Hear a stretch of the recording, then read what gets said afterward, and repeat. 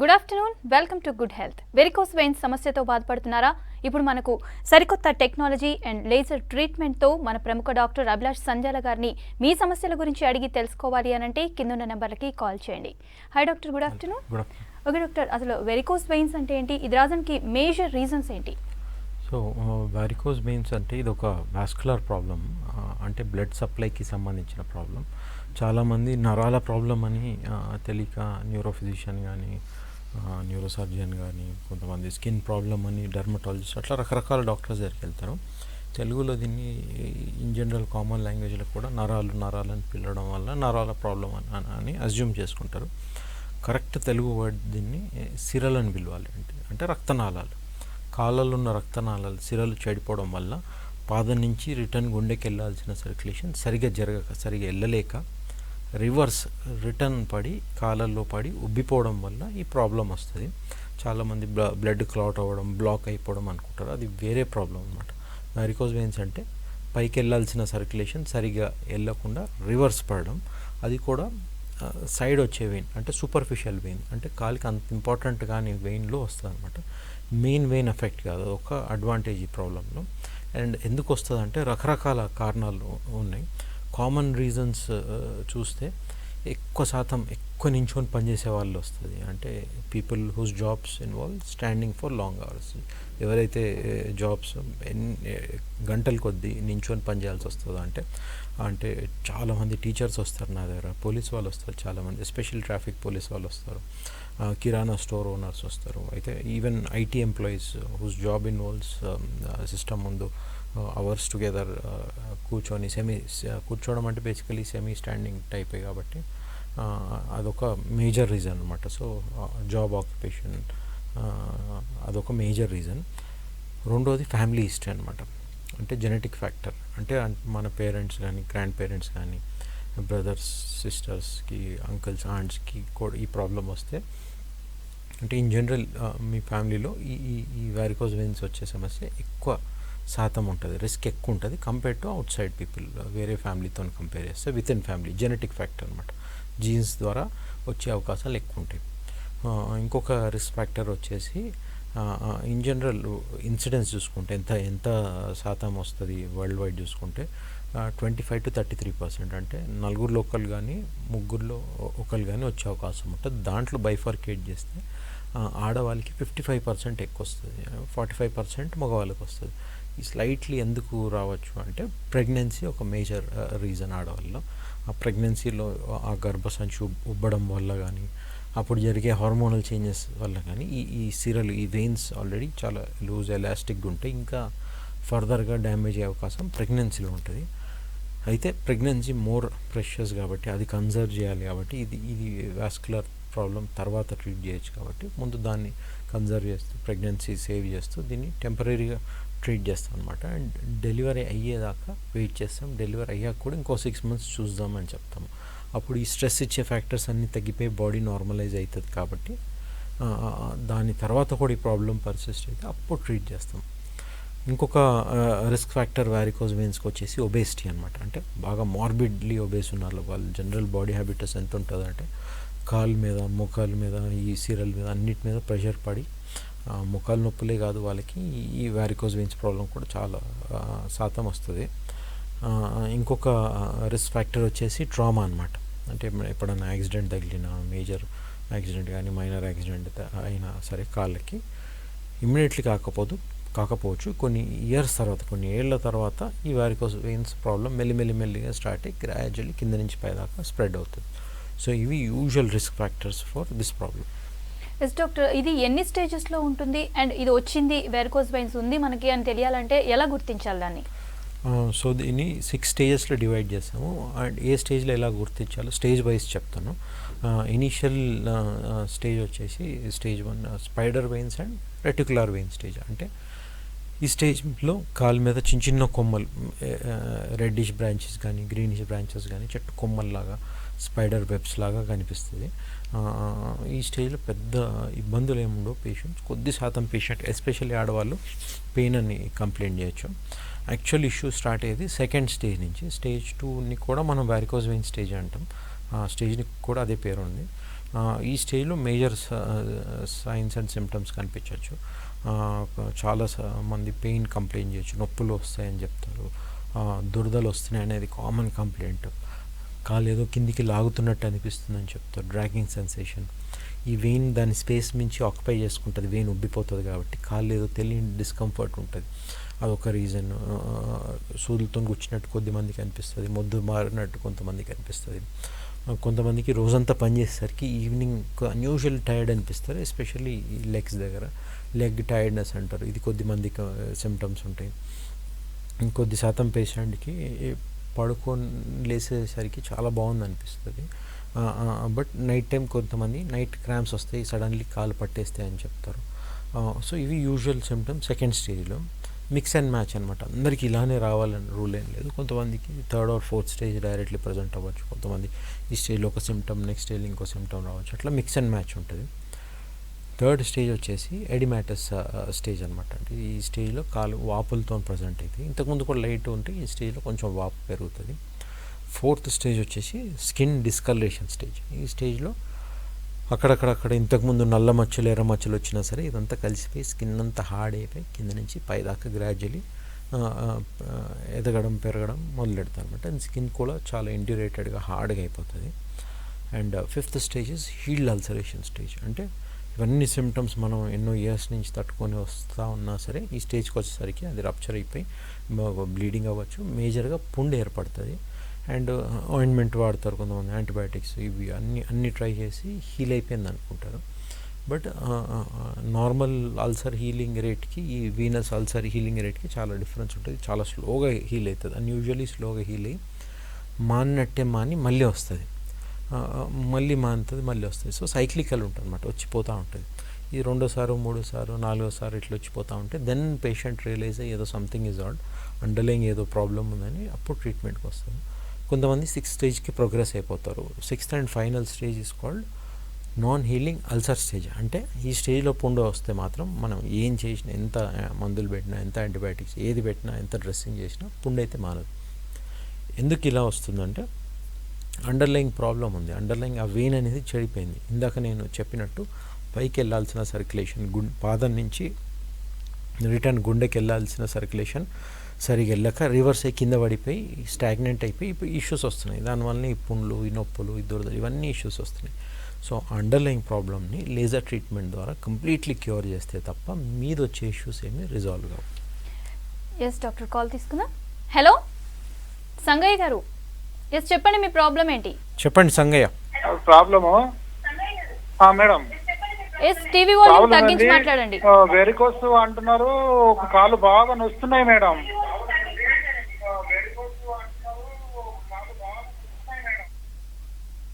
Yes okay right. Okay sir, మామూలుగా ఇంతకు ముందుతో పోల్చుకుంటే వ్యాధులకి ఇంతకు ముందు మంచి నార్మల్ ట్రీట్మెంట్ అయితే ఉండేది, కాకపోతే ఇప్పుడు అడ్వాన్స్డ్ ట్రీట్మెంట్ వచ్చింది. ఏదైతే వెరికోస్ వెయిన్స్ విషయానికి వస్తే ఇప్పుడు ట్రీట్మెంట్ ఎలా ఉంది? సో వారికోస్ వెయిన్స్కి ట్రెడిషనల్లీ సర్జికల్ లైగేషన్ అని ప్రొసీజర్ ఉండేది, అంటే జనరల్ సర్జికల్ మెథడ్. అయితే దీంట్లో సో మెనీ ఇష్యూస్ వచ్చాయి అనమాట ఇంతకుముందు. ఒకటేమో సర్జికల్ మెథడ్ కాబట్టి మేజర్ ఇన్వెస్టిగేషన్స్ చేసి పేషెంట్ అడ్మిట్ చేసి మేజర్ అనస్థీషియా ఇవ్వాల్సి వచ్చేది, జనరల్ కానీ తర్వాత స్పైనల్ కానీ. సో దాని రిలేటెడ్ రిస్క్ అండ్ కాంప్లికేషన్స్ ఎప్పుడూ ఉండేవి. రెండోది సర్జికల్ ఆప్షన్ కాబట్టి ఏం చేస్తారు, ఇన్సిషన్ ఇవ్వాలంటే కోయాల్సి వస్తుంది, కోసి ఆ వెయిన్ కట్ చేసి తీయాల్సి వస్తుంది. దీంట్లో కూడా రకరకాల మెథడ్స్ ఉన్నాయి. Basically gist of it, basically ఏం చేయాలంటే ఈ మీదున్న వెయిన్ ఏదైతే లోపల వెయిన్కి కలిసిపోతుందో అక్కడ కట్ చేసి కుట్లేసేసి ఈ చెడిపోయిన వెయిన్ని బయటికి తీసేయాలి. బేసికలీ గోల్ ఇది అనమాట.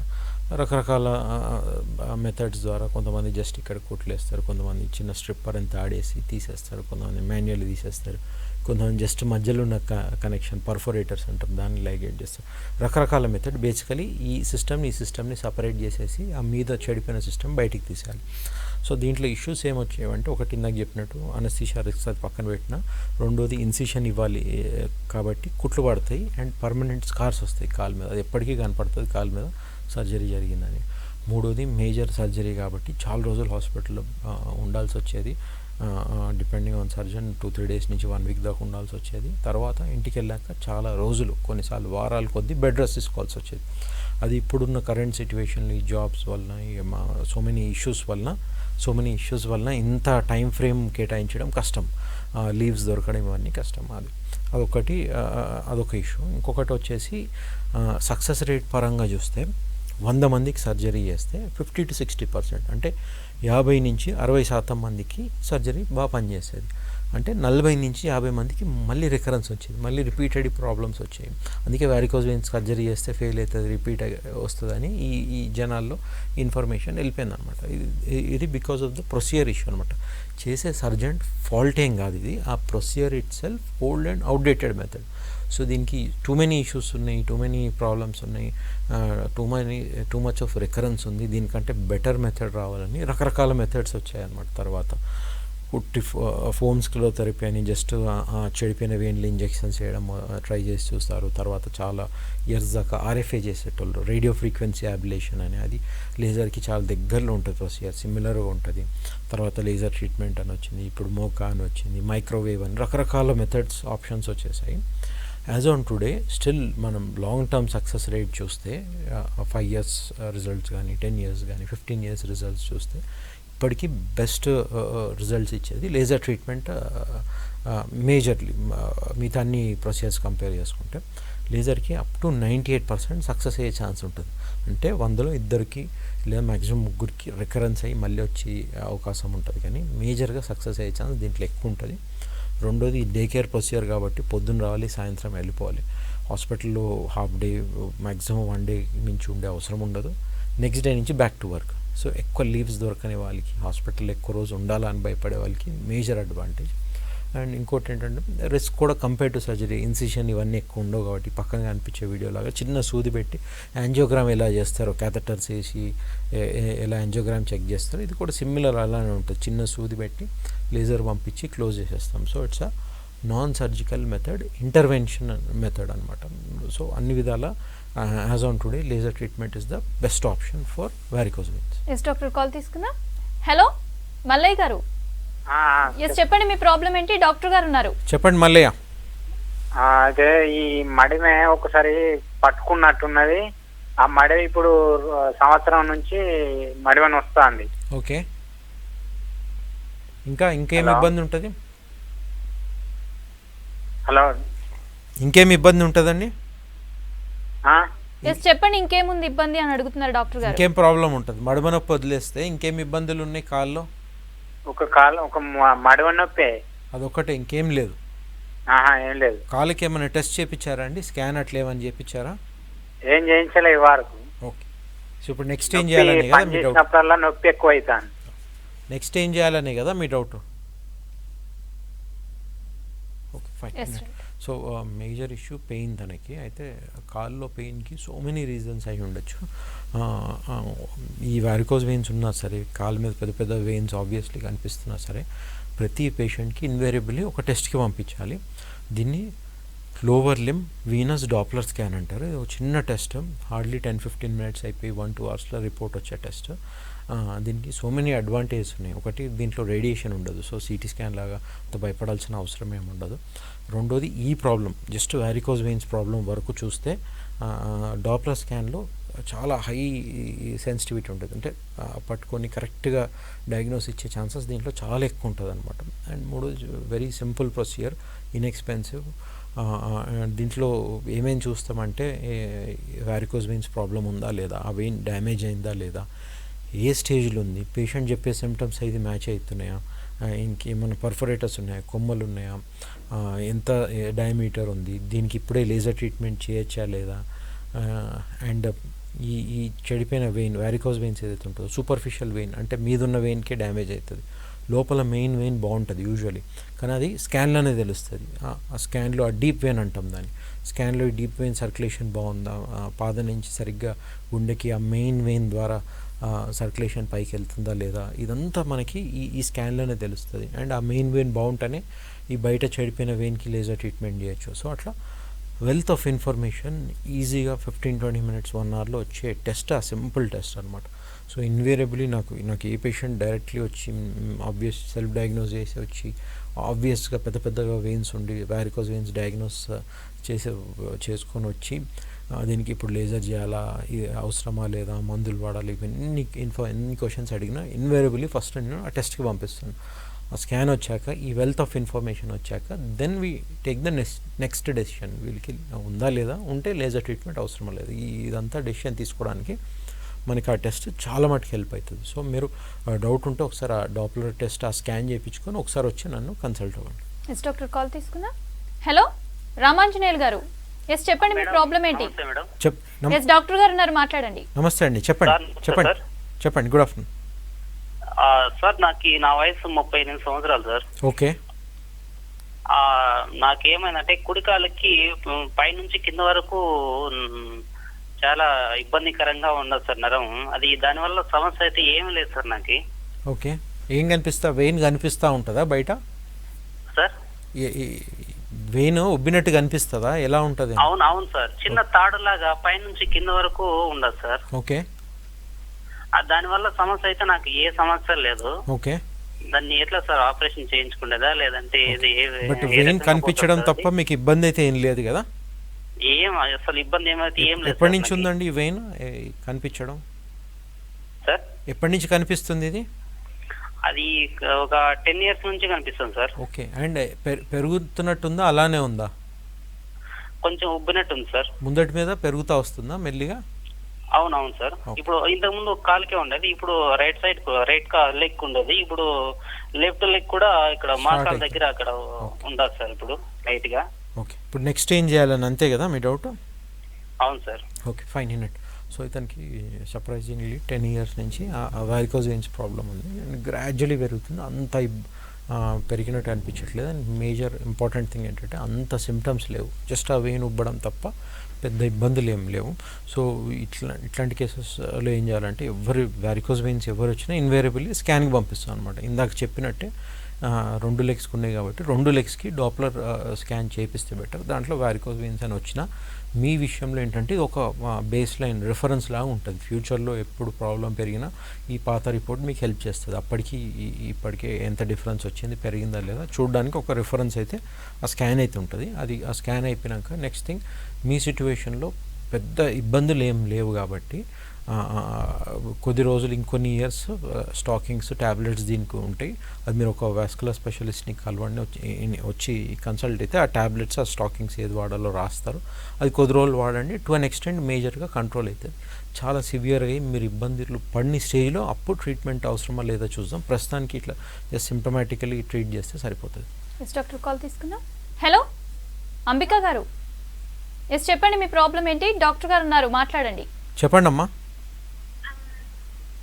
కొంచెం గట్టి. మమ్మీకి ఒక 7-8 years బ్యాక్ ఒక ఏదో పుట్టింది అని అన్నారండి హాస్పిటల్లో. ఎవరికమ్మా?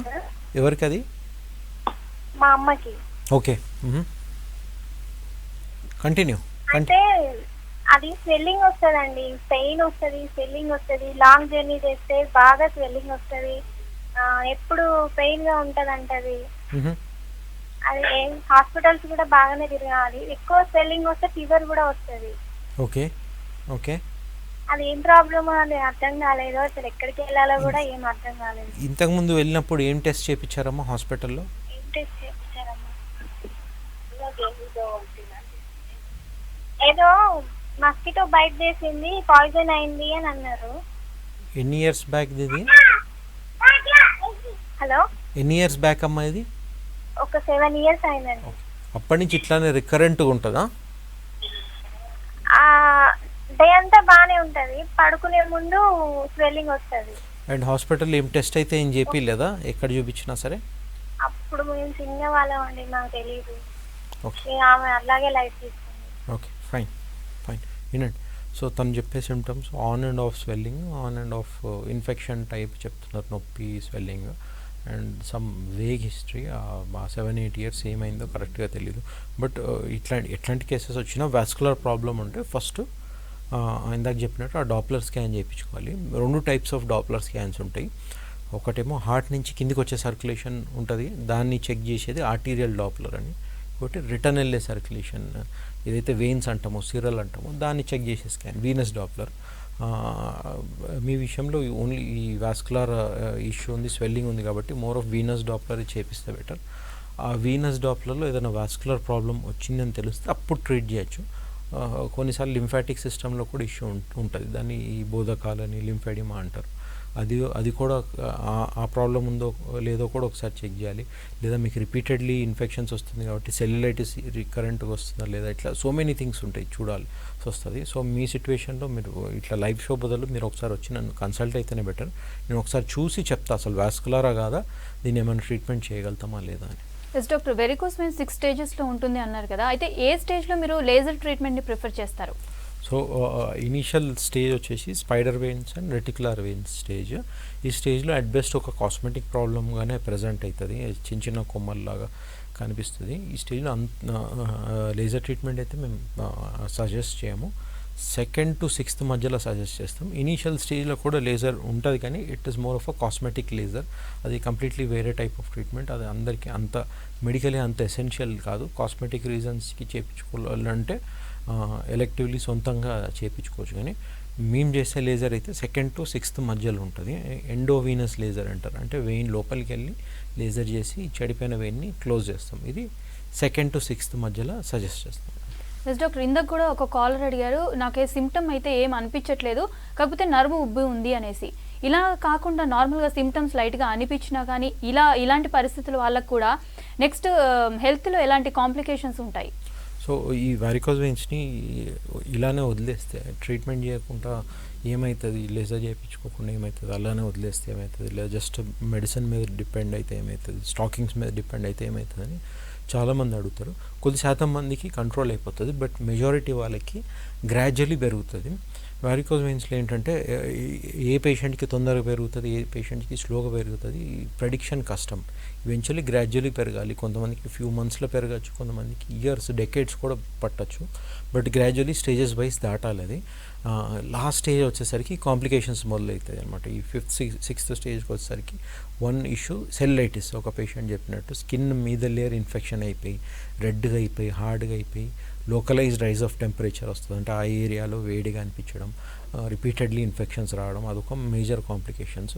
వీళ్ళకి ఆ సెల్యులైటిస్ సివియర్ ఉంటే అప్పుడు అడ్మిట్ చేసి ఒక 5 days 10 days యాంటీబయాటిక్స్ పెట్టి ఆ ఇన్ఫెక్షన్ లోడ్ అంతా తగ్గించి అప్పుడు లేజర్ చేస్తాం. వీళ్ళకి ఇమ్మీడియట్ లేజర్ చేయడానికి ఉండదు. రెండో కాంప్లికేషన్ వచ్చేసి మేజర్ కాంప్లికేషన్ వచ్చేసి అల్సర్ అనమాట, పుండ్లు అయితే. 5th స్టేజ్లో ఏమో ఆన్ అండ్ ఆఫ్ పుండు వచ్చిపోయినట్టు అనిపిస్తుంది. 6th స్టేజ్ వచ్చేసరికి మాత్రం ఆ వీనస్ అల్సర్ చాలా సివియర్ అయ్యి అలా గ్రాడ్యువల్లీ పెరిగిపోతూ ఉంటుంది, కింద నుంచి పైదాకా స్ప్రెడ్ అవుతుంది. అండ్ ఈ స్టేజ్లో కూడా మనం లేజర్ చేయొచ్చు. చాలామంది అనుకుంటారు ఏంటంటే అల్సర్ ఉండే టైం లేజర్ చేయకూడదని. ఇన్ఫెక్షన్ లేకుంటే చాలు, జస్ట్ వీనస్ అల్సర్ ఉంటే అండర్లయింగ్ లేజర్ చేసి ఈ వెయిన్ని క్లోజ్ చేసేస్తే సూపర్ఫిషియల్ మీద లేయర్లో వచ్చే ఈ వీనస్ అల్సర్ హీల్ అయ్యే ఛాన్సెస్ చాలా బాగుంటాయి. సో అదొక కాంప్లికేషన్ అనమాట. ఈ పుండ్లు పడేది మేజర్ కాంప్లికేషన్. బట్ ఏంటంటే లేజర్ చేశాక కూడా ఇమ్మీడియట్ తగ్గదు, వీళ్ళకి కొన్ని మంత్స్ పడుతుంది, 2 to 3 months ఈజీలీ పడుతుంది. అండ్ రెగ్యులర్లీ డ్రెస్సింగ్ చేసుకోవాల్సి వస్తుంది ఇంట్లో, అదొక మేజర్ ఇబ్బంది. Third minor expected complication bleeding varicose veins.